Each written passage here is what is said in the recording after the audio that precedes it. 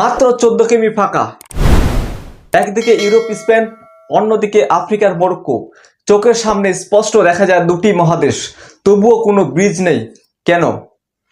এই জলপথের নাম straight of Gibraltar.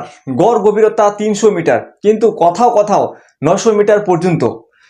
তার উপর বিপরীতমুখী স্রোত, আটলান্টিক ঢুকছে, ভূমধ্যসাগর বেরোচ্ছে। এই জলস্রোতের বিরুদ্ধে দাঁড়ানো মানে প্রকৃতির বিরুদ্ধে লড়াই করা। ইঞ্জিনিয়াররা থেমে থাকেনি। টানেল, ফ্লোটিং ব্রিজ সবটাই পরিকল্পনায় ছিল, কিন্তু সমুদ্রের তলা নরম, ভাঙ্গুর আর ভূমিকম্পের প্লাবন।